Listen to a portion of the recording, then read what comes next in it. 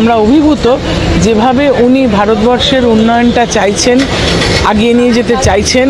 এবং উনি বললেন বিগত দিনে পূর্বী ভারত থেকে র মেটেরিয়ালস যেত, লেবার যেত, কিন্তু উন্নয়ন কিছু ওখানটায় হতো না, উন্নয়নটা হতো ভারতবর্ষের অন্যান্য দিকে। এখন আমি চাই যে উন্নয়নটা আমাদের পূর্ব ভারতে হোক। কলকাতা যখন ক্যাপিটাল ছিল তখন ভারতবর্ষ অনেক এগিয়েছে। এখন কলকাতাকে আবার সেই জায়গায় নিয়ে যেতে হবে যাতে করে কলকাতার যে উন্নয়নটা, ভুবনেশ্বরের উন্নয়নটা, গৌহাটির উন্নয়নটা সারা ভারতবর্ষে ছড়িয়ে যায়। আপনারা সবাই একসঙ্গে থাকুন, কাজ করুন। আমরা আপনার সঙ্গে আছি, এনডিএ পরিবারে আমরা সবাই কাজ করব। আমাদের মূল উদ্দেশ্য হচ্ছে দেশকে আগে নিয়ে যাওয়া, দেশের জন্য কাজ করা। আমি অত্যন্ত সাধারণভাবে জীবন হয়েছি এবং সেইভাবেই জীবন এগিয়ে যাচ্ছে। আমি চাইবো আমার যারা নতুন এমপিরা সবাই এসছেন তারা সবাই সেই পথেই চলবেন এবং দেশের দিকে তাকিয়ে দেশকে আরও আগিয়ে নিয়ে যাবেন। খুব ভালোভাবে কথা বলেছেন এবং প্রত্যেকের সঙ্গে গল্প করেছেন চায়ের জায়গায় বসে, এবং প্রত্যেককে বলেছে যে আপনাদের কন্ট্রিবিউশন চাই এবং আপনারা আপনাদের যে উন্নয়নের কথা ভাবছেন কিভাবে করছেন, তাতে আমাদের সব এমপিরাই ছিল এবং নাড্ডাজি ছিল, নীতিন নবীনজি ছিল।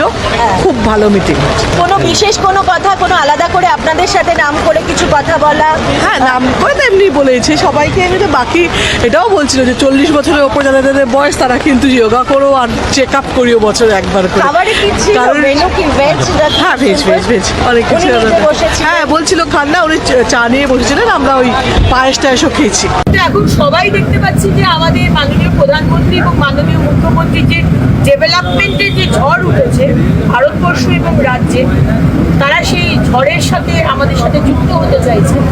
কিন্তু টাইমিংটা খুব অবাক লাগলো। মানে এতগুলো দিন ওরা বুঝতে পারেননি, যেই সরকারটা এলো অমনি ওরা বুঝে গেল যে আমাদের একটা ডেভেলপমেন্টের সাথে যুক্ত হতে হবে। মানে কি বলবো, ভালো চিন্তা ভাবনা, মানে বোধোদয় হলো। এটা ভালো লাগে, আচ্ছা লাগে। পঞ্চায়েতের পাশাপাশি পুরসভা পরিবর্তনের পরে যে বোধোদয়টা হয়েছে, টাইমিংটা কিন্তু খুব সুন্দর।